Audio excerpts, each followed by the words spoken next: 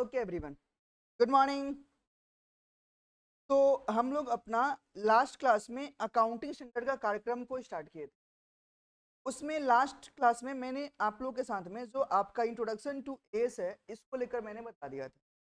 इससे पहले अगर मैं आप लोग बताऊं तो मैंने एक और बताया था कि ये जो आपका वेटेज है पूरा पूरा 20 मार्क्स का रखता है। तो इंट्रोडक्शन मैंने वाला पार्ट करा दिया था। इसके अलावा ये जो आपके 6 एस और है जिसको लेके बात करना है। आज की क्लास में हम लोग अपना AS1 को लेके बात करेंगे और इसको अच्छे से आज फिनिश है ना। तो आज का मेरा जो पूरा पूरा ध्यान रहेगा that will be on AS1। और बताऊं क्या ये AS1 है ना, ये बहुत इंपॉर्टेंट आपके लिए एस रहने वाला है। पता है आपके एग्जाम में ऐसा पॉसिबिलिटी है कि सिर्फ यहाँ से आपका 10 मार्क्स का सवाल रह सकता है, सिर्फ इस एक ठो एस से। सोचो 20 में 10 आपका इस टॉपिक एक टॉपिक से रह सकता है और ये आना भी पॉसिबल है। Can ask as you know कि आपके एग्जाम में जो नॉर्मली क्वेश्चंस आते हैं 7 मार्क करके आते हैं। यहाँ से आपका 7 मार्क का एक या दो सवाल हो सकता है। तो यहाँ से भाई साहब 10 मार्क का तो मिनिमम मुझे लगता है कि रहेगा, राइट। और बाकी फिर हम लोग अलग अलग से लेके बात करेंगे। तो आओ ना हम लोग अपना AS1 को लेकर अपना कहानी को शुरू करते हैं। That is known as disclosure of accounting policies. एक बात और यूट्यूब वाले लोग, इसका जो नोट्स है ये हमारा जो मैंने बनाया है ये आप लोग को मेरे टेलीग्राम चैनल में मिल जाएगा। आप लोग टेलीग्राम चैनल में मेरे ज्वाइन कर लेना और ये सारे नोट्स आपको वहाँ पे मिल जाएगा, ठीक है ना। चलिए तो थोड़ा सा इसको लेके समझते हैं और बात करते हैं। तो सुनो, इसका वो नाम क्या है, डिस्क्लोजर ऑफ अकाउंटिंग पॉलिसीज। मतलब मैं यहाँ पे ये बोलना चाह रहा हूँ कि आप जब बिजनेस करते हो ना, तो बिजनेस करने के टाइम पे जब आप अकाउंटिंग करते हो तो अकाउंटिंग पॉलिसीज जो जो आप अपने बिजनेस में फॉलो कर रहे हो आप उन सबको प्रॉपरली डिस्क्लोज करो, बताओ। डिस्क्लोजर देना पड़ेगा एवरी अकाउंटिंग मेथड्स और principles that you are going to follow in your business, उन सबको डिस्क्लोज करके देना पड़ेगा।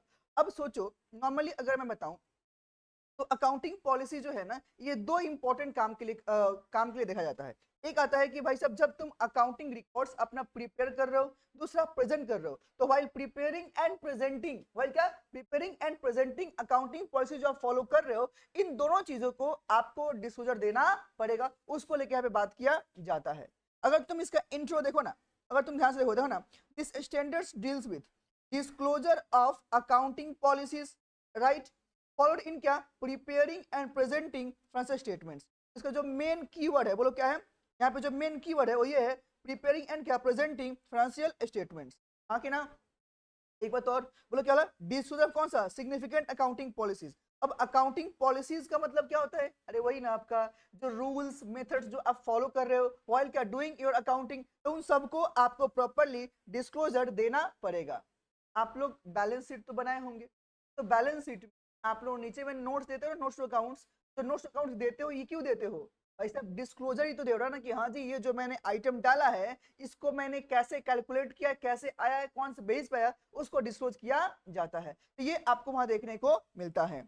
आगे देखो ना, अकाउंटिंग पॉलिसीज रेफर्स टू क्या स्पेसिफिक अकाउंटिंग प्रिंसिपल्स। अगर कोई आपसे पूछे कि भाई साहब ये जो अकाउंटिंग पॉलिसीज है आखिर ये है क्या, तो मैंने कहा this is what specific accounting principles and क्या methods of applying those principles adopted by क्या एंटरप्राइजेस। कहां पे आंसर दो जगह, in preparation and presentation of the क्या एफएस। आखिर ना तो जो मैं बार बार बोल रहा हूँ अकाउंटिंग पॉलिसी नॉर्मली क्या है भाई साहब, ये हमारा स्पेसिफिक अकाउंटिंग प्रिंसिपल्स हैं, रूल्स हैं तो हम लोग अप्लाई करते हैं कहां पे, answer while preparing and presenting financial statement. है क्या।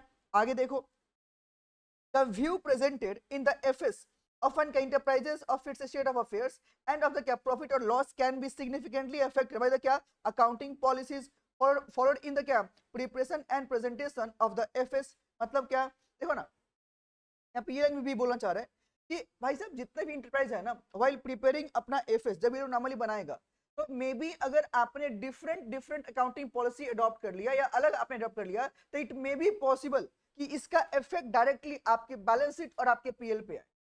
अगर आपने कोई गलत गलत गलत अगर आपने अकाउंटिंग पॉलिसी चूज कर लिया तो तुम सोचो ना वहां पे क्या होगा, मे बी आपका प्रॉफिट बढ़ जाए या कम हो जाए। हाँ कि ना, तो डायरेक्टली इफेक्ट आपको कहां पे दिखेगा, आपके पीएल पे या मे बी आपके बैलेंस शीट पे। बोलो हाँ कि ना। तो ये सब चीज ऐसा नहीं हो, इसलिए रियल और अच्छा जो जो पॉलिसी आप चूज करते हो उसका डिस्क्लोजर देना अच्छा होता है। You have to disclose that things.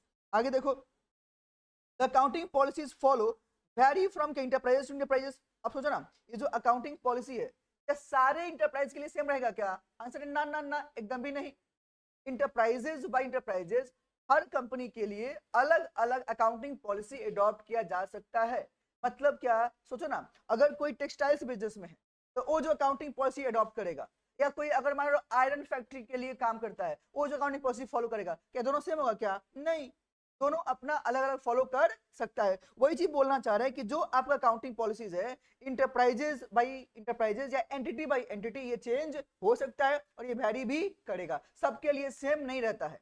हाँ कि ना, वो लोग अपने अकॉर्डिंग नॉर्मली अडॉप्ट करेंगे ना कि उनको कौन से अकाउंटिंग पॉलिसीज प्रिंसिपल्स फॉलो करने हैं, क्या ना क्या। तो ये चीज आपको देखने को यहाँ पे मिलता है। अगला क्या है, the choice of the appropriate accounting principles. ये मस्त लाइन है, जो आप अकाउंटिंग प्रिंसिपल जो आप नॉर्मली चॉइस करने मतलब क्या चूज करने वाले हो, हाँ कि ना। एंड द क्या methods of applying those principles in the specific circumstances of each enterprise का calls for considerable judgement by the management of the enterprises. हाँ कि ना, मतलब क्या, जब भी इंटरप्राइजेस अगर कोई अपने लिए अप्रोप्रिएट अकाउंटिंग पॉलिसीज अडॉप्ट करता है या उसके लिए चूज करता है, तो भाई साहब उससे पहले मैनेजमेंट उसके बारे में चेक करेगा ना कि भाई साहब अगर मैंने अकाउंटिंग पॉलिसी ये अगर चूज किया तो इसका इफेक्ट क्या हो सकता है, उसको लेके कंसिडरेबल जजमेंट लेंगे मैनेजमेंट, एंड देन उसको अडॉप्ट करेंगे या उसको अडॉप्ट नहीं करेंगे, वो आपको देखने को यहाँ पे मिलेगा। आई क्या बोला, disclosure of significant accounting policies followed क्या इज नेसेसरी इफ द क्या view presented is properly appreciated. हाँ कि ना, तो उसको प्रॉपर्ली आपको डिस्क्लोज करना पड़ेगा, राइट। अब आता है मन में कि अकाउंटिंग पॉलिसीज क्या है, हम तो समझ गए। अगर नॉर्मली आपके लिखने के लिए आता है तो आप क्या लिखोगे, accounting policy is nothing, it's a क्या आंसर है, accounting rules and methods of applying those accounting principles. हाँ कि ना, while doing an accounting, right, it में वेरी कौन सा बाय इंटरप्राइजेस, राइट। इन सब चीजों को आप बना के आराम से लिख सकते हो, क्या नहीं क्या। और इस सबको यूज बोलो कहाँ पे करेंगे, while preparing and presenting financial statement. हाँ कि ना, तो जो जो आप पॉलिसी अडॉप्ट किए हो उन सबको डिस्क्लोज करना पड़े, राइट। अब बात करता है कि भाई साहब अगर मैंने कोई अकाउंटिंग पॉलिसी चूज किया है तो what is the need to disclose that accounting policy. The need क्या है भाई साहब नीड। अब सोचो, अगर आप अपना अकाउंटिंग पॉलिसी डिफरेंट रखते हो, मेथड्स डिफरेंट अप्लाई करते हो, भैया पहले ना ये जो बार बार बोल रहा हूं अकाउंटिंग पॉलिसी और मेथड्स, आखिर ये किस टाइप का है। सोचना, जब आप लोग इन्वेंट्री को वैल्यू करते थे तो आप लोग कैसे करते थे भाई, या तो फीफो या तो लीफो आप यूज करते थे ना, या फिर वेटेज या फिर सिंपल एवरेज, बोलो हाँ कि ना, आप करते थे ना, हाँ कि ना। तो अगर आप इनमें से कोई भी एक मेथड फॉलो करते हो तो उसको लेके बताओगे कि नहीं बताओगे, बताना पड़ेगा ना। तुम सोचना, अगर तुम फीफो फॉलो कर रहे हो तो तुम कर दो डिस्क्लोज कि हाँ जी मैंने फीफो फॉलो किया है, हाँ कि ना। वैसे क्यों है, सोचना, जो पर्सन ने फीफो फॉलो किया है अगर दूसरा ने लीफो फॉलो किया है, क्या दोनों में आंसर सेम आता है क्या? नहीं, आपका जो इन्वेंट्री का वैल्यू है इट में चेंज, तो हाँ कि ना। तो अगर आपने पहले से डिस्क्लोज कर दिया तो उसके अकॉर्डिंग मैं उसको चेक भी करूंगा, हाँ कि ना। और वैसे ही आपको प्रेजेंट भी करना पड़ेगा, तो ये आपको यहाँ पे हेल्प करता है, राइट। एक बार देखो इसको, बोल रहा है for proper and better understanding of the financial statement, it is necessary to follow all the significant accounting policies in क्या, ये ध्यान से रखना, it is क्या necessary to follow all the significant accounting policies in क्या preparation and presentation of कौन सा FS, हाँ कि नाम, because assets and liabilities in balance sheet and क्या PL account are significantly affected by accounting policies followed, हाँ कि ना। तुम समझो ना, तो क्लोजिंग स्टॉक, जैसे मैंने फीफो लिफो की बात किया, अगर मैंने फीफो पे फॉलो किया तो मे बी मेरे पास में जो वैल्यूएशन हो थोड़ा सा कम हो जाए, फीफो में ज्यादा हो जाए, तो तुम थोड़ा समझो क्लोजिंग स्टॉक का इफेक्ट प्रॉफिट पर नहीं आता है क्या भैया, आता है। अरे हाँ कि ना, तो उसका जो इफेक्ट या तो इंक्रीज डिक्रीज हो सकता है ना, आंसर है हाँ जी। तो उस इंक्रीज डिक्रीज को लेके आपको डिस्क्लोज करना पड़ेगा कि ताकि पहले उसको पता हो कि आपने कौन से अकाउंटिंग पॉलिसी फॉलो की। समझ पा रहे हो क्या एवरीवन, जल्दी बोलो ना, राइट। तो वही चीज यहां पे फिर से बोल दिया कि all significant accounting policies followed should be क्या disclosed at one place for the क्या benefit of the reader of the financial statement. अब सोचो ना, अगर मैं आपसे नॉर्मली पूछूं कंपनी का एफएस का रीडर नॉर्मली कौन होता है, तो ना कंपनी का जो भी अकाउंटिंग डॉक्यूमेंट है रीडर कौन होता है नॉर्मली, भाई सब स्टेक होल्डर्स होते हैं, जिनको जिनको जिनको कंपनी के लिए कोई भी आंसर है आगे का जजमेंट लेना है या कोई डिसीजन लेना है, राइट। आगे देखो भैया, जो बात करता है तो ना भैया बोलो क्या, ये जो आप अकाउंटिंग पॉलिसीज बात करो ये हम समझ आ गया, कैसे यूज करना ये भी समझ आ गया, बट ये बताओ कि ये कुछ ऐसे भी है ना अजम्पशन तो हम लोग मान लेते हैं ये तो हमारे बिजनेस फॉलो होता ही है। जैसे कि जब आप लोगों को मैंने अकाउंटिंग का बेसिक वाली क्लास पढ़ाए थे तो मैंने आपके सामने अकाउंटिंग कॉन्सेप्ट्स को लेकर बात किया था, अगर आपको याद हो तो। अकाउंटिंग कॉन्सेप्ट मतलब क्या भैया, कॉन्सेप्ट मतलब क्या एक्चुअली अजम्पशन जो हर कंपनी में ये अज्यूम होता है कि आप ये तो फॉलो करते ही हो, हाँ कि ना। तो उसमें तीन आपका बोलो क्या था, fundamental accounting assumption, that is what, GCA. बोलो क्या था, जीसीए मतलब क्या, G for going concern, C for consistency और ए फॉर अक्रूवल। याद है क्या कि अगर कोई भी कंपनी, कोई भी इंटरप्राइजेस, कोई भी एंटिटी अगर ये नहीं बताता है कि वो अपने बिजनेस में कौन कौन सा अजम्पशन लेके चल रहा है, तो ये तो अज्यूम है ना कि वैसे तुम तो ये तीन तो फॉलो कर ही रहा होगा। और वो तीन बोलो कौन सा है, जीसीए, फिर से बोलना, going concern, consistency and accrual, हाँ कि ना। तो ये आपका तीन बोलो क्या है, फंडामेंटल अकाउंटिंग एजम्पशन है, that will be followed. And सुनना एक बात और, that will be followed by the every enterprises, it's assume things, answer है हाँ। लेकिन बात यहाँ पे तब आती है कि अगर कोई भी एंटिटी अगर इनमें से कोई भी एक अजम्पशन को फॉलो नहीं करती है ना तो उसको अलग से डिस्क्लोजर देना पड़ेगा कि हाँ जी हम ये जो है ना अकाउंटिंग प्रिंसिपल या अकाउंटिंग जो रूल्स है इसको फॉलो नहीं कर रहे हैं, ये आपको बोलना पड़ेगा, बताना पड़ेगा, हाँ कि ना। एक बार देखो ना, बोला certain fundamental accounting assumptions are followed in क्या, preparation and presentation of FS, disclosure is क्या necessary if they are cannot followed। सुनना, जब फॉलो कर रहे हो तो बताना है क्या, नहीं, अरे फॉलो कर रहे हैं तो अज्यूम्ड है कि मैं तो फॉलो करूंगा ही करूंगा। तकलीफ तब है जब मैं फॉलो नहीं कर रहा हूं, उस टाइम पे आपको डिस्क्लोज देना पड़ेगा। फॉलो कर रहे हो अच्छी बात है, नहीं कर रहे हो डिस्क्लोजर देना पड़ेगा, हाँ कि ना। तो देखो ना इसमें जो आता है, पहला बोलो क्या है, गोइंग कंसर्न। अब बताओ गोइंग कंसर्न नॉर्मली क्या होता है, तो थोड़ा ध्यान सुनो। गोइंग कंसर्न कंसेप्ट आपको बोलता भी क्या था भाई साहब, हम लोग हर एंटिटी ये मानते हैं कि अगर कोई बिजनेस स्टार्ट हुआ है ना तो ये हमारा आने वाला फॉरसिएबल फ्यूचर में बिजनेस जो है ये कंटिन्यू चलता हुआ रहेगा। ये नहीं कोई बिजनेस करता है कि आज मैंने स्टार्ट किया मैं कल बंद करूंगा, ऐसा है क्या, नहीं, एकदम भी नहीं है। अगर कोई भी पर्सन अगर कोई अपना एंटिटी कंपनी बनाता है तो उसको ये अजम्पशन आता है कि यार बिजनेस जो किया है ना ये जो नियर कमिंग फोर्सिबल फ्यूचर है ये मेरा बिजनेस चलता हुआ रहेगा, एकदम कंटिन्यू रहेगा। मेरा बात समझ रहे हो क्या, हाँ क्या, तो ये तो अजम्पशन ही तो है, आंसर है हाँ जी, राइट। देखो हम क्या बोला, द इंटरप्राइजेस इज क्या, normally viewed as going concern, that is क्या, as accounting is the as क्या continuing in operation for the क्या foreseeable future। अब सुनना भैया foreseeable future मतलब क्या, अरे आने वाला जो फ्यूचर है, foreseeable मतलब क्या, ऐसे बोलना 12 मंथ्स का जो कम से कम पीरियड है उस वहां तक तो मेरा बिजनेस चलेगा, उसका आगे भी कंटिन्यू हो सकता है।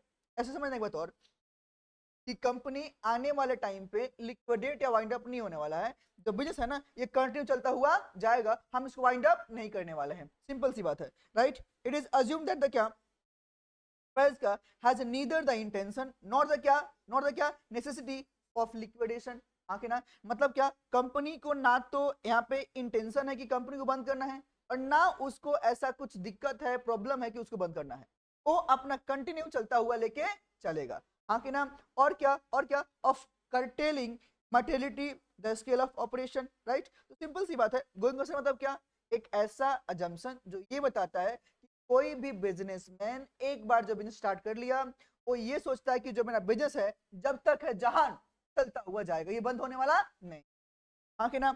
अगला बोलो क्या है, कंसिस्टेंसी, बोलो क्या है, कंसिस्टेंसी। सुनना, कंसिस्टेंसी मतलब अगर आप लोग को याद हो तो मैंने ऐसे बोला था, एक बार जो मैंने अकाउंटिंग पॉलिसीज अडॉप्ट कर लिया उसे मैं चेंज नहीं करता, अरे याद है क्या, एक बार जो मैंने अकाउंटिंग पॉलिसी अडॉप्ट कर लिया फिर उसे मैं कभी चेंज नहीं करता, मतलब क्या, जो मैंने अकाउंटिंग पॉलिसीज अडॉप्ट किए हैं, जो मैंने कहा अकाउंटिंग पॉलिसी अडॉप्ट किए हैं फॉर द क्या following in the accounting, right, that should be क्या फॉलोड ईयर आफ्टर ईयर।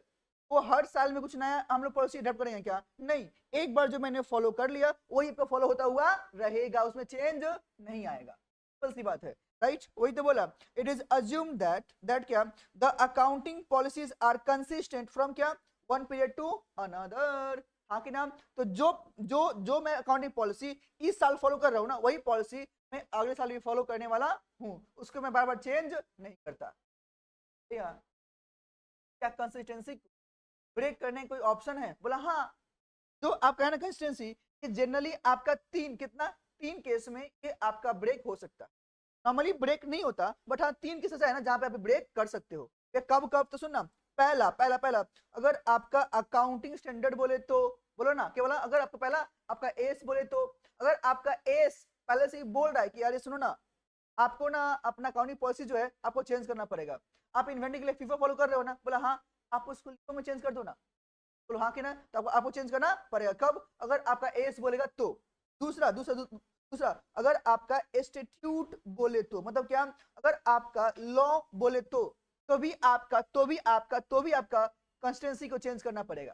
सोचना, कल जाके गवर्नमेंट अनाउंस कर दे कि ये जो कंपनी है ना, ये सबको ये पॉलिसी अडॉप्ट करना पड़ेगा, और तुम पहले कुछ और फॉलो करते थे, क्या तुम बोलोगे अरे कंसिस्टेंसी? एकदम भी नहीं, आपको वहां पे चेंज करना पड़ेगा। ये समझ रहे हो क्या मेरा बात? हाँ कि ना? और तीसरा क्या था? For better presentation of financial state, for better presentation of financial state, है ना? क्या? तो ये नॉर्मली आपके पास में 3 केस हैं जहां पे कंसिस्टेंसी आपका ब्रेक हो सकता है। समझ पाए क्या? और इस कंसिस्टेंसी कंसेप्ट भाई साहब, एक बार जो मैंने अकाउंटिंग पॉलिसी चूज कर लिया, that will be consistent year after year, period after period, that is not going to change. अगर ये चेंज करना है, हाँ ना, चेंज करना है, जस्ट 3 केस में चेंज होगा। कौन कौन सा? अकाउंटिंग स्टैंडर्ड अलाउ करे तो, दूसरा लॉ बोले तो, और तीसरा for better presentation of financial statement. क्या ना? क्या बोलो बोलो बोलो, क्या मैं आगे बढ़ू क्या?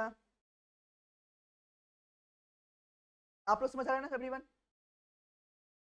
चलो अगला बोलो क्या लास्ट में? अक्रूवल। बोलो क्या है? अक्रूवल। अब सुनो, अक्रूवल को लेके मैंने ऐसे बोला था, सुनना, income shall be record on earned basis. क्या बोलेंगे?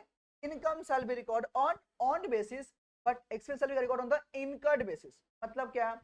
देखो भाई साहब, जो जिस ईयर का आपका एक्सपेंस है, कम है, आपको उसी अकाउंटिंग ईयर में रिकॉर्ड करना हो, ना तो पहले का ना तो बाद का। अगर जो मेरा अकाउंटिंग ईयर, मान लो मैंने बोला आपके लिए, मान लो अकाउंटिंग ईयर 1 अप्रैल 2024 से लेकर 31 मार्च 2025 का चीजें, बोला हाँ। तो सुनना, तो बोलना चाह रहे हैं कि इस पीरियड का जो भी आपके एक्सपेंस इनकम है ना, उसको आप इसी पीरियड में रिकॉर्ड करोगे। एक्चुअल रिसिट और actual payment does not matter. मतलब सुनना, आपका कुछ एक्सपेंस था जो आपको पे करना था, राइट, बट आपने पे नहीं किया, दैट इज व्हाट आउटस्टैंडिंग। तो क्या बोलते हो आप? इसको रिकॉर्ड नहीं करोगे क्या? मतलब रिकॉर्ड करो, रिकॉर्ड करो, एकदम करो, रिकॉर्ड करो। बोलो हाँ कि ना? पेमेंट नहीं हुआ कोई फर्क नहीं पड़ता, बट पेमेंट करना तो है ना। बोलो हाँ कि ना? इसलिए देखना, आप लोग वाइल प्रिपेयरिंग पीएल अकाउंट, आप लोग आउटस्टैंडिंग ऐड करते थे। क्यों? बिकॉज जो मेरा इस साल का है तो मुझे पेमेंट नहीं किया, बट देना बाकी है ना, बट फिर भी आपको यहाँ पे दिखाना पड़ेगा। एज पर विच कंसेप्ट? Approval concept. हाँ कि नाम? सेम चीज सुनना, अगर मान लो मैंने कोई इनकम अर्न कर लिया, कमा लिया, हाँ कि ना, बट मुझे मिला नहीं है, तो सुनो, actual receipt does not matter. आपको नहीं मिला कोई बात नहीं है, आपको नहीं मिला कोई बात नहीं है, आपका इनकम तो है, कल मिलेगा ना, उसको आज रिकॉर्ड करके रख लो। अरे समझे मेरा बात क्या? हाँ कि ना? तो मैं फिर से बोलता हूँ, बोलो क्या? यहाँ पे क्या एक लिख लो, बोलो क्या? Expenses shall be record, expenses shall be recorded on incurred basis, on incurred basis, while some shall be recorded on earned basis, on earned basis। ठीक है ना? एक और लिखना, actual receipt and payment does not matter, actual receipt and payment does not matter. आपका actually पैसा मिले या ना मिले कोई फर्क यहाँ पे नहीं पड़ता है। अगर आपका इस साल का खर्चा है तो आप रिकॉर्ड कर लो, भले ही आपको इसका मिलने वाला चीज बाद में मिले, अभी बाद में देना पड़े, सिंपल। यहाँ पे जो बात की एक बार देखते हैं ना, बोला कि it means the financial it means that the क्या financial statements is prepared on mercantile system only whenever revenues and cost are accrued, that is क्या recognized as they are earned in और क्या incurred in the recorded in the FS of the क्या periods to which they relate. हाँ कि ना, तो जो जिस पीरियड का है, हाँ के नाम जिसे कनेक्ट करता है, आप उस पीरियड में उसको रिकॉर्ड कर लोगे. बोलो कौन सा? अर्नड और इनकर्ड पे. कौन सा? अर्नड और रिकॉर्ड पे. अर्नड वर्ड किसके लिए है? इनकम के लिए. इनकर्ड वर्ड किसके लिए है? एक्सपेंस. तो राइट. तो अगर आपसे कोई बोले what is GC, what is GCA, what is GCA, बोलो क्या है? इट्स क्या? Fundamental accounting assumption. ऐसा मे भी पॉसिबिलिटी है कि आपके एग्जाम में सिर्फ इस टॉपिक से वो लोग आपसे पूछ ले कितना 4 मार्क का एक सवाल. Yes it's possible. हाँ कि ना, कि भाई साहब वो लोग पूछ सकता है कि बताओ ना आपका फंडामेंटल अकाउंटिंग अजम्पशन कौन कौन से हैं और क्या क्या है, यानी क्या आपसे लोग नॉर्मली पूछ सकता है. राइट. चलो जी आगे देखो. अब सुनना, आगे जो बात करता है कि areas in which different accounting policies are encountered. मतलब बोला कि कौन कौन सा एरिया है जहाँ पे डिफरेंट अकाउंटिंग पॉलिसीज काउंटेड होता है, मतलब क्या अडॉप्ट करते हैं, यूज करते हैं. हाँ कि ना. तो देखो ना, अगर तुम देखो तो कुछ एग्जांपल्स हैं जो मैंने यहाँ पे डाल के दिया है. बोलो कौन कौन सा? पहला है मेथड कौन सा? डेप्रिसिएशन. अरे हाँ कि ना, सुनना, जब मेथड्स ऑफ डेप्रिसिएशन को तुम लेके बात करते हो तो आपके पास में डिफरेंट मेथड होते हैं. आप लोग पढ़ के आए हो SLM, WDV, आप सबने देखा है ना. तो ये सारे के सारे जो नॉर्मली मेथड्स हैं ऑफ चार्जिंग डेप्रिसिएशन. अरे हाँ कि ना. तो अगर आपने एक बार जो पॉलिसी अडॉप्ट किया है आप तो उसी को फॉलो करोगे ना. राइट. और बोलना चाह रहा है कि सुनना एक बात और, बोलो क्या, अगर जो मेथड को लेके बात करते हो ना तो यहाँ पे भी डेप्रिसिएशन का जो नॉर्मली मेथड है वो डिफरेंट टाइप्स ऑफ असेट्स के लिए डिफरेंट मेथड्स यूज होते हैं. सबके लिए सेम यूज नहीं होता है. हाँ कि नाम, मतलब कि as per the assets methods उसका अडॉप्ट किया जाएगा कि इस असेट्स पे कौन सी मेथड फॉलो की जाएगी. हाँ कि ना. और सुनो ना एक बात और, डेप्रिसिएशन जो नॉर्मली हम लोग चार्ज करते हैं किस पे? या ऑल टैंजिबल असेट्स पे. किस बताओ ना? ऑल टैंजिबल असेट्स पे. लेकिन जो आपका एमोर्टाइजेशन होता है ये बोल किस पे होता है? ऑल. ऑल कौन सा? इंटैंजिबल असेट्स पे. कौन सा? ऑल इंटैंजिबल असेट्स पे. लेकिन जो अगला वर्ड है बोलो कौन सा? डिप्लेशन. ये बोलो किसके लिए होता है? बोलना किसके लिए होता है? अच्छा भैया फॉर द वेस्टिंग असेट्स. कौन सा? For the wasting assets. That is what? Coal, mining, हाँ कि ना, ऑयल वेल्स, सब के लिए आपका बोल क्या डिप्लेशन वर्ड यूज होता है. हाँ कि ना. तो तीनों का अपना अपना यूज किया जाता है. डेप्रिसिएशन मैंने क्या बोला? टैंजिबल. Amortisation intangible. और डिप्लेशन बोलो कौन सा? आंसर है फैक्ट असेट्स. राइट. तो वहां पे इसका यूज किया जाएगा. राइट. ये लिखो ना वेस्टिंग असेट्स लिख लो यहाँ पे. वेस्टिंग असेट्स आपको ध्यान रहेगा. Wasting assets. आगे देखो, treatment of expenditure during the construction. आके ना सुनना, अगर कंस्ट्रक्शन में काम हो रहा है तो वहां पे खर्चों का ट्रीटमेंट डिफरेंट मोड में लेंगे. मतलब क्या, कौन सा कैपिटल कौन सा रेवेन्यू वहां पे लेके देखना पड़ेगा ना. राइट. अगला क्या? कन्वर्जन और translation of foreign currency items. Right. तो जो आपके पास फॉरेन करेंसी अगर अगर आप उसको नॉर्मली कन्वर्ट करते हो तो उसको कैसे ट्रीट करोगे. इन्वेंट्री का वैल्यूएशन जो मैं तब से बात कर रहा हूँ, FIFO LIFO and all. Treatment of goodwill. हाँ कि ना, गुडविल का ट्रीटमेंट कैसे करोगे. इन्वेस्टमेंट का आपका वैल्यूएशन कैसे होगा. ट्रीटमेंट ऑफ कौन सा? रिटायरमेंट बेनिफिट जैसे होता है mutual fund, PF and all, उसको वैल्यू कैसे करोगे. हाँ कि ना. रिकॉग्निशन ऑफ प्रॉफिट ऑन क्या? Long term contracts. हाँ कि ना, अगर अगर लॉन्ग टर्म कॉन्ट्रैक्ट्स है तो उस पर जो मैं प्रॉफिट कमाता हूँ उसको रिकॉग्नाइज कैसे करूंगा. क्योंकि सुनो ना, ध्यान सुनो, आप लोग जब आगे जाओगे ना तो अभी तो शायद आपके लोग एक कॉस्टिंग में चैप्टर था कंस्ट्रक्शन कॉन्ट्रैक्ट, सॉरी कंस्ट्रक्शन, हाँ कंस्ट्रक्शन कॉन्ट्रैक्ट्स बोल के था. ये प्रॉपर कॉन्ट्रैक्ट कॉस्टिंग भी बोल के था. राइट. तो जो कॉन्ट्रैक्ट कॉस्टिंग जो बात करता है ना वही सिखाता था कि अगर कोई आपका लॉन्ग टर्म कॉन्ट्रैक्ट है, अब उसमें उसमें उसमें काम तो अभी हुआ ही नहीं, हुआ नहीं मेरा कंप्लीट, लेकिन हर साल कुछ प्रॉफिट तो मैंने कमाया होगा ना. आंसर है हाँ. कितना कमाया है, आप उसको कैलकुलेट कैसे करोगे. तो उसके तो डिफरेंट मेथड्स आप फॉलो करते हो कि नहीं करते हो. करते हो ना. हाँ कि ना. तो उसको भी देखने को यहाँ पे मिलता है. राइट. फिक्स्ड असेट्स का वैल्यूएशन कैसे करोगे, आपका कंटीजेंट लायबिलिटी का ट्रीटमेंट कैसे होगा. हाँ कि ना. ये सारे के सारे जो है ना ये एग्जांपल्स हैं जहाँ पे अलग अलग आपके अकाउंटिंग पॉलिसी और अडॉप्ट किए जा सकते हैं. हाँ कि ना. ठीक है. अब बताओ यहाँ पे मेन बात, बोलो क्या भैया, आप अकाउंटिंग पॉलिसी को चूज कैसे करोगे. How you can select accounting policies. और सिलेक्शन के टाइम पे आप कौन कौन से बातों का ध्यान रखते हो, थोड़ा ये बताओ ना. आप ये समझ आ रहा है कि भाई अकाउंटिंग पॉलिसी फॉलो करना है, बट ये तो बताओ, जब अकाउंटिंग पॉलिसी को जब आप फॉलो करते हो, सिलेक्ट करते हो, तो वहां पे आप किन बातों के बारे में सोचते हो? तो सुनो ना, तो बोलना चाह रहा है कि जब भी अकाउंटिंग पॉलिसी सिलेक्ट करोगे ना, तो आपके पास 3 कंडीशन है, इन तीनों को देखते हुए आप सिलेक्ट करना। यहाँ सुनो क्या बोला, अकाउंटिंग पॉलिसी को सिलेक्ट करने के टाइम पे आपको ये 3 कंडीशन है जिसको फॉलो करना होगा। अगर ये कंडीशन फिट बैठता है, आई कैन बोलते हैं blindly adopt that accounting policy, मुझे जो सोचना ही नहीं है, मैं उसको आराम से अडॉप्ट कर लूंगा। लेकिन अगर ये फिट नहीं बैठता है तो वहां पे देखना पड़ेगा, हाँ कि ना। तो ये क्या क्या चीजें हैं, तो ना बोला है, the primary consideration in the selection of accounting policies in enterprises is that क्या the financial statements prepared and presented on the basis of such accounting policy should क्या represent a true and fair view of the of affairs। बोलो हाँ कि ना। तो generally हम लोग क्या देखते हैं कि जब मैं कोई अकाउंटिंग पॉलिसी सिलेक्ट करता हूँ, हाँ कि ना, तो अकाउंटिंग पॉलिसी जब मैंने सिलेक्ट किया, जब मैंने फॉलो किया, तो जो मेरा फाइनेंशियल स्टेटमेंट है वो properly true and fair view दिखाना चाहिए। आंसर है हाँ जी। इसमें क्या आपका बैलेंस शीट और पीएल आएगा? बोलो हाँ कि ना। आंसर है हाँ जी। ये बोला the major consideration governing the selection and application of accounting policies are, हाँ कि ना। तो जो आपके पास जब ये चूज करोगे ना, तो ये कुछ मेजर कंसिडरेशन है जो आपको फॉलो करना चाहिए। कहाँ पे? सिलेक्शन और एप्लीकेशन ऑफ अकाउंटिंग पॉलिसीज पे कौन कौन सा? तो पहला जो बात किया यहाँ पे, बोलो क्या है? प्रूडेंस। बोलो क्या है? प्रूडेंस। What is prudence? आपको याद है? कंजर्वेटिज्म कंसेप्ट, याद है क्या मैंने जो बात किया था भैया? इसमें क्या था, याद करो। Anticipated losses will be provided but anticipated gain will never be provided. मतलब जो भी आपके एंटिसिपेटेड लॉस होने वाले हैं ना, मतलब उसको आज के आज रिकॉर्ड करो भैया, लेकिन अगर फ्यूचर में कुछ गेन होने वाला है उसको आज रिकॉर्ड मत करो। ऐसा क्यों है भैया? समझो मेरा बात।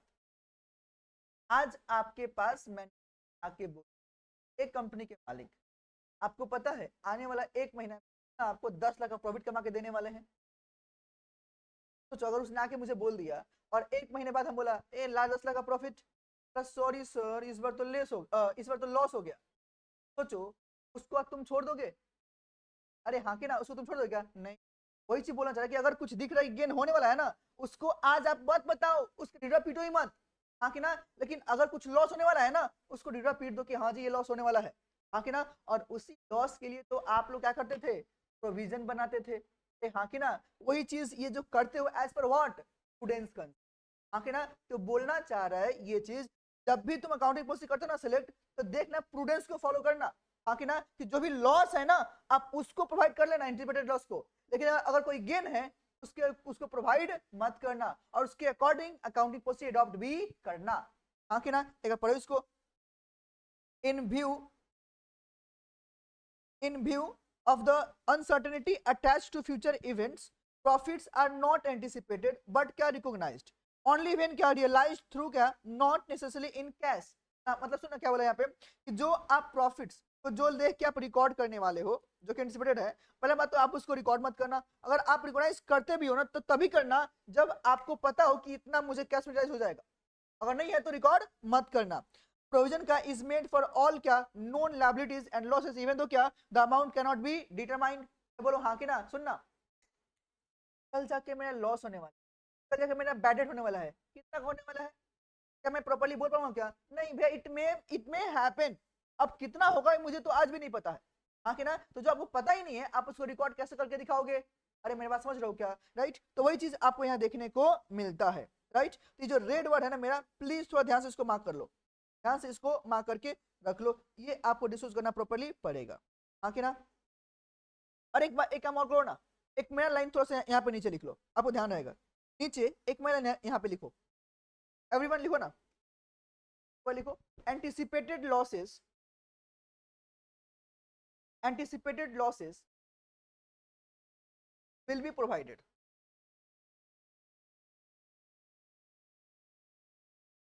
anticipated losses will be provided, but anticipated gain, anticipated gain will never be provided, will never be provided। ठीक है? तो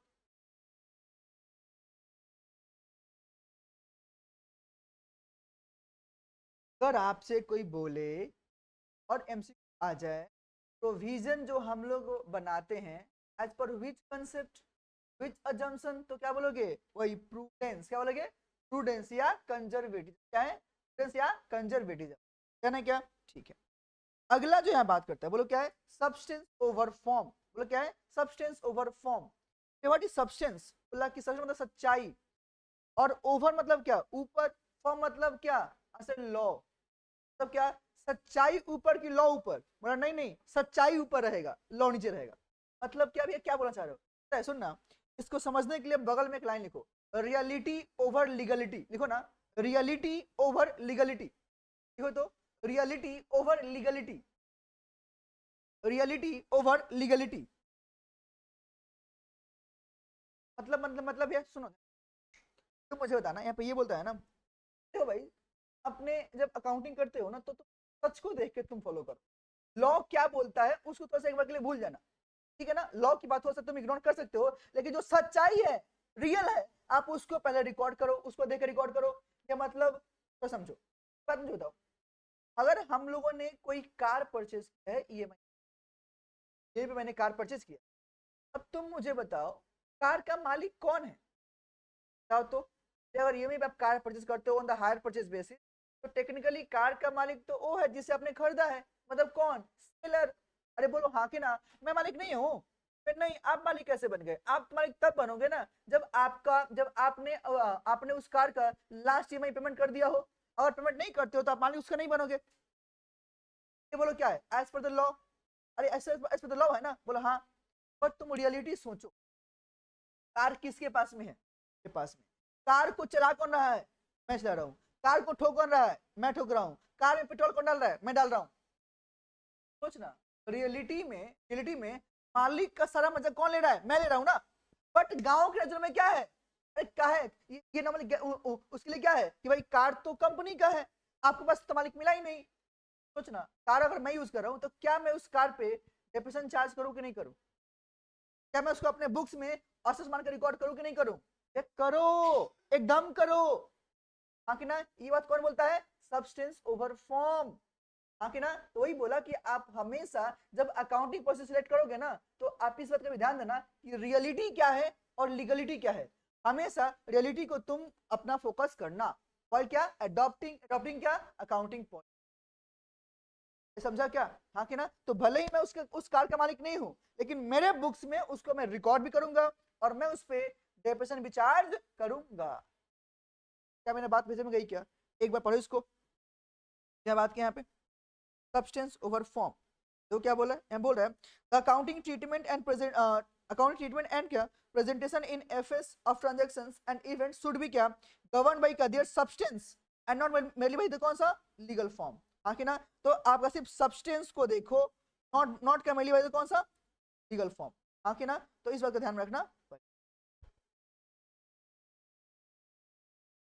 लास्ट वन बोलो क्या है, मर्टिलिटी, बोलो क्या है, मर्टिलिटी, सुनना, अगर मैं बात करूं भाई व्हाट इज मर्टिलिटी, मतलब ऐसे बोला इंपॉर्टेंट, मतलब क्या, सुनना, अगर ऐसा कोई भी ट्रांजैक्शंस या जो आइटम आपको लगता है कि ये आपका जो स्टेक होल्डर्स हैं उनके डिसीजन मेकिंग को इफेक्ट कर सकता है, बोला सुनो, उसको प्रॉपर्ली डिस्क्लोज करो, अगर ऐसा कोई भी item transaction and whatever the thing जो आपके स्टेक होल्डर के, जो आप कौन सा, स्टेक होल्डर के अगर अगर अगर अगर डिसीजन मेकिंग में हेल्प करता है, राइट, तो उसके अकॉर्डिंग आपको तो चेंज करना पड़ेगा, नहीं करना पड़ेगा, करना पड़ेगा, वही चीज यहां भी बोलना चाह रहे हैं, बोला क्या, फाइनेंशियल स्टेटमेंट का should disclose all material items, item क्या, दैट इज आइटम क्या, the knowledge of which might influence the decision of the कौन सा, यूजर्स ऑफ द एफएस, बोलो हाँ कि नाम, मतलब क्या, ऐसा कोई भी आइटम्स जिसको देखने के बाद में पूरा का पूरा आपका जजमेंट ही बदल जाए, हाँ कि ना, अगर ऐसा होने वाला है ना, तो भाई साहब वो सारे इंफॉर्मेशन, मटेरियल इंफॉर्मेशन शुड भी क्या, आप बताना पड़ेगा, आप उसको छुपा नहीं सकते, मतलब ये क्या बोलना चाह रहा हूँ, जैसे एक बार बोलो ना, ऐसा कोई भी स्टोरी जो जो स्टेक होल्डर्स का डिसीजन को बदल सकता है उसको डिस्क्लोज करना, बात समझ रहे क्या, वो आपको बताना पड़ेगा, सिंपल सी बात है, राइट, अब वो आइटम्स कोई भी वहां पे हो सकता है, एवरीवन। राइट। तो यही बोला कि आपके पास में 3 कंडीशन है जो आपको देखना पड़ेगा, वाइल क्या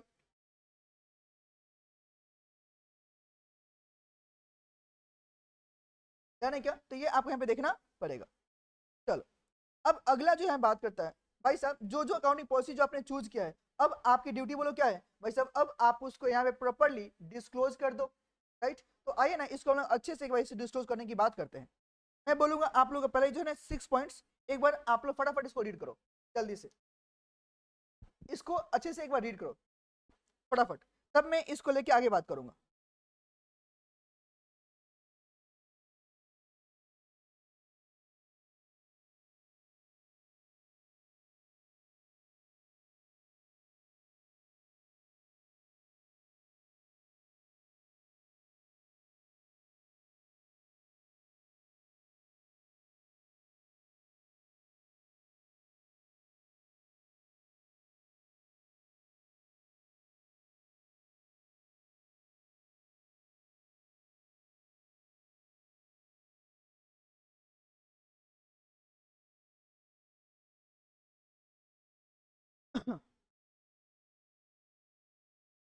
ये सुनो ना, ये जो सिलेक्शन वाला कहानी है ना, ये आप लोग एग्जाम में आ सकता है, तो थोड़ा सा इसको ध्यान से लेके एवरीवन।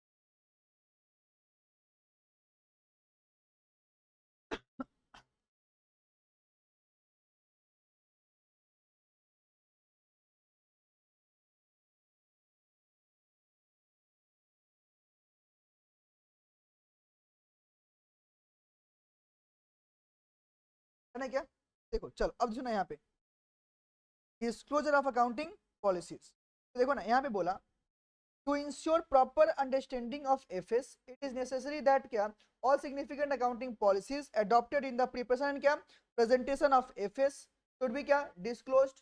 अरे हाँ कि ना, तो जितने भी अकाउंटिंग पॉलिसी जो आपने फॉलो किए हैं प्रॉपरली समझने के लिए ऑफ द एफएस आपको डिस्क्लोज करना पड़ेगा, ठीक है। सच क्या डिस्क्लोजर क्या शुड क्या form part of the FS, बोलो हाँ कि ना, सोचना मतलब जो चीज दिखा रहे हो ना वो आपका एफएस का पार्ट बन जाएगा।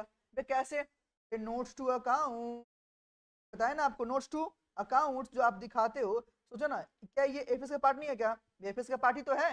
अगर मैं बोलता हूँ कि एफएस में क्या क्या आता है, 5 चीजें, बोलो बोलो ना कौन कौन सा, बैलेंस शीट, पीएल, और बोलो कौन सा, cash flow, notes to account, last one statement change in account, हाँ कि ना, और इक्विटी, राइट। तो ये आपको देखने को वहां पे मिलता है। आगे देख लो, it would be क्या helpful to the reader of FS if they are क्या all disclosed as such क्या in one place instead of कौन सा being scattered over several statements, schedules and notes। तो हाँ कि ना, तो यहाँ पे क्या बताओ ना, ये बोलना चाह रहे हैं कि जो रीडर ऑफ एफएस हैं, राइट, ये उनके लिए हेल्पफुल हो जाएगा क्योंकि उनको सारे डेटा डिस्क्लोजर उनको एक जगह पे मिल जाएंगे, ना कि अलग अलग स्टेटर में मिलेंगे, तो उनके लिए अच्छा ही तो है, राइट। एग्जांपल्स जो यहाँ पे नावल दिया है ऑफ क्या matters in respect of which disclosure of accounting policy adopted का विल बी रिक्वायर्ड, तो जो भी आपके आपके मैटर्स होंगे उन सब के लिए जहाँ पे जो जो फॉलो करना है वो सब वहाँ पे अडॉप्ट किया जाएगा, उसको डिस्क्लोजर भी देना पड़ेगा।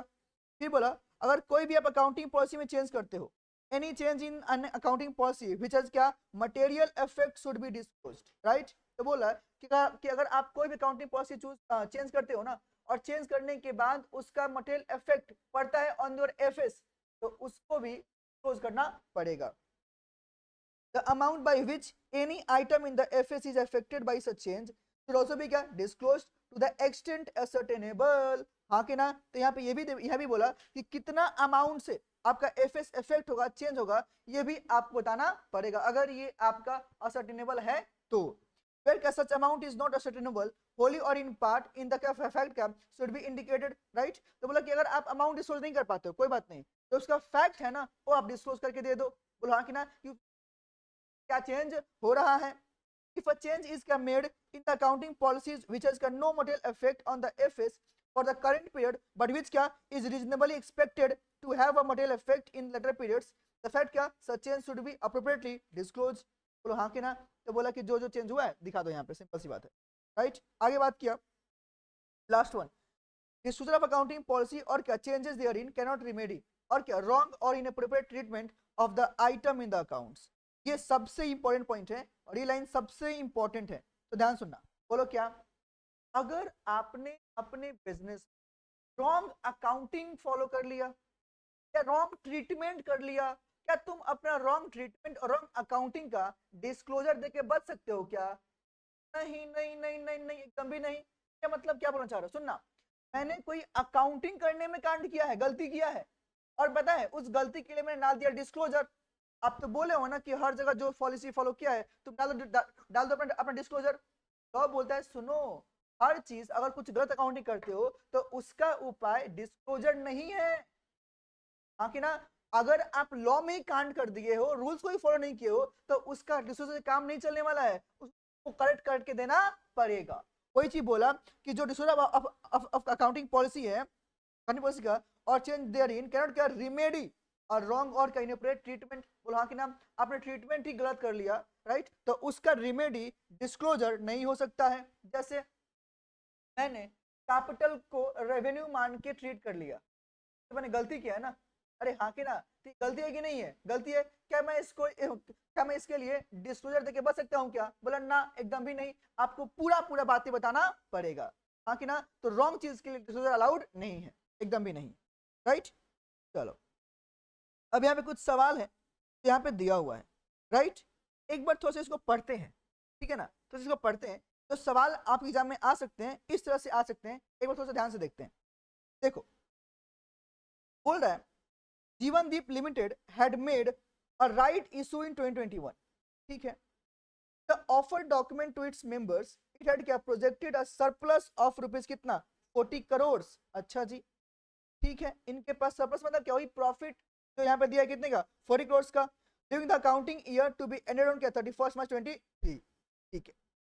The draft results for the year prepared on the क्या there to followed accounting policy and presented for क्या perusal of the board of directors showed क्या deficit of 10 crores। अच्छा जी, जब बाद में अकाउंटिंग पॉलिसी एंड ऑल को देखा गया, राइट, तो विल गेट टू नो कि यार यार यहाँ पे तो लॉस है। बोलो ना क्या है यहाँ पे, लॉस है। कितने का लॉस होता है ना, आंसर 10 करोड़ का।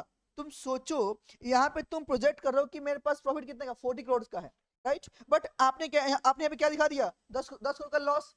कैसे चलेगा क्या? बोला ना ना, ऐसे नहीं चलेगा। फिर बोला द बोर्ड इन क्या consultation with the managing director decided the following. पहला बोला value year end inventory at works cost कितना, 50 करोड़ का, इंस्टेड ऑफ कितना, there two method of valuation inventory at the क्या प्राइम कॉस्ट 30 करोड़। अच्छा जी, सुनना, बोला कि वर्क कॉस्ट इन्वेंट्री का है 50 करोड़ का है, बट प्राइम कॉस्ट कितना लिया है, 30 करोड़ का। सोचो, तो बोला कि ये आपने चेंज किया था, इसके इफेक्ट के कारण आपका लॉस आ गया।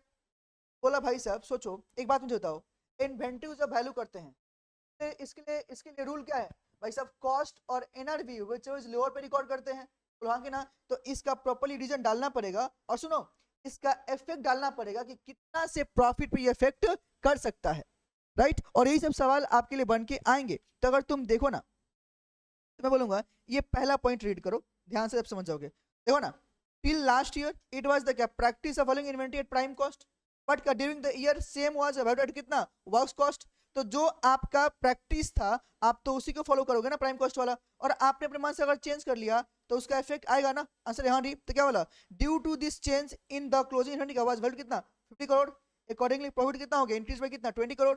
अरे हाँ कि ना, तो जो आपका इस चेंज से जो प्रॉफिट आपका जो बढ़ गया 20 करोड़ से, इसका इफेक्ट आपको दिखाना पड़ेगा, राइट। तो that is what, due to the change in the valuation. अब इसका इफेक्ट दिखाओगे कि नहीं दिखाओगे, दिखाओगे, वही बोलो क्या, नोट्स टू अकाउंट्स है, हाँ कि ना। ये आपको दिखा के देना पड़ेगा कि उसका चेंजेस क्या यहाँ पे आ रहा है, समझ रहे हो क्या, राइट। तो यही चीज आपको यहाँ पे देकर सुधारना पड़ेगा कि जो आपका प्रॉफिट था पहले 40 का, वो आपका लॉस 10 कैसे बन गया, और जब वो बन गया है तो उसका डिस्क्लोजर देके आपका दिखाना पड़ेगा। समझ पा रहे हो कि रीजन क्या है उसके पीछे का, राइट। आगे देखो ना, यहाँ पे पॉइंट नंबर 2 वाला जो बात किया है, बोला provide depreciation for the year on a straight line basis. Account आपका substantial addition in gross block during the year instead of क्या द रिड्यूसिंग बैलेंस मेथड। अब तुम सोचो, आपने कुछ और असेट्स एडिशन किए, ऐड किए, और आपने अपना आरबीएम मतलब क्या डिमिनिशिंग की जगह आपने एसएलएम यूज कर लिया, which had been there to adopted as a consequences the change the charge for depreciation at कितना 27 crore is lower than कौन सा the amount of rupees 45 crores, ये करोड़ से भाई साहब, करोड़ से, which क्या would have been provided had the क्या old method have been क्या followed by कितना 18 करोड़। अब बताओ, सोचो ना, आपका 27 करोड़ का कितना हो गया 45 करोड़, राइट। तो जो आपका डेप्रिसिएशन का अगर वैल्यू बढ़ गया तो इसका इफेक्ट पॉइंट पर नहीं आएगा क्या, एकदम आएगा। सोचो ना, अगर आप देख रहे हो, अगर मैं आपके लिए बात करूं, सोचो जो आपका डेप्रिसिएशन 27 करना था कितना 45, तो अगर एक्सपेंस आपका बढ़ गया सोचो तो प्रॉफिट ऑटोमेटिकली तो कम ही होगा ना। अरे हाँ जी, तो इसका इफेक्ट नहीं दिखाओगे क्या, भैया दिखाना पड़ेगा, हाँ कि ना। तो इसको लेके यहाँ पे देखने की बात कर रहा है, तो इसके लिए भी आपको अलग से नोट डाल के देना पड़ेगा। एक बार ये वाला पढ़ लो। During the year company decided to charge sorry change the method of providing depreciation from का रिड्यूसिंग टू स्ट्रेट लाइन। अब इस चेंज के कारण जो चेंज आया आपको दिखाना पड़ेगा। मतलब बात समझ रहे हो क्या, कि अगर आपने कोई भी अकाउंटिंग पॉलिसीज मेथड चेंज किए हैं और उसके चेंज के कारण कोई भी अगर चेंज आ रहा है तो उस चेंज का डिस्क्लोज देना पड़ेगा, एवरीवन, राइट। तो बाकी जो सवाल है 3-4 आप आराम से देख कर लेना, और ये आपको नेट में डालना था, ठीक है ना, आपको दिखाना पड़ेगा, राइट। हाँ, ये एक बार देखो ना, which one is the correct one fundamental accounting exemption की जो बात कर रहा है, इस पर AS1, तो इसके लिए क्या है GCA, हाँ कि ना, देखो ना क्या है GCA, तो पहला तो नहीं है, दूसरा भी नहीं है, तीसरा भी नहीं है, चौथा है GCA। अरे हाँ कि ना, आराम से कर सकते हो। तो ऐसे आपके पास MCQ भी रह सकता है। तो बाकी दिए हुए हैं, बाकी चीज है, आप इसको आराम से देख लेना, रीड कर लेना, भी दिया है और एवरीवन। तो ये बहुत छोटा एस है और आसान भी है, और तुम्हें हो तो बहुत आसान भी है, तो इसको आप अच्छे से कर लेना, क्योंकि यहाँ से आपका 10 मार्क्स का वेटेज रहेगा। ओके एवरीवन, तो प्लीज डू इट केयरफुली, अच्छे से एक बार इसको देख लो। अगर कुछ डाउट रहे तो आप लोग कमेंट कर लेना, ठीक है, या फिर आप लोग मुझे व्हाट्सअप कर लेना, जो मेरे पर नंबर घूम रहा है, ठीक है ना। चलिए फिर मिलते हैं in the next class with the next S, till then take care and bye bye.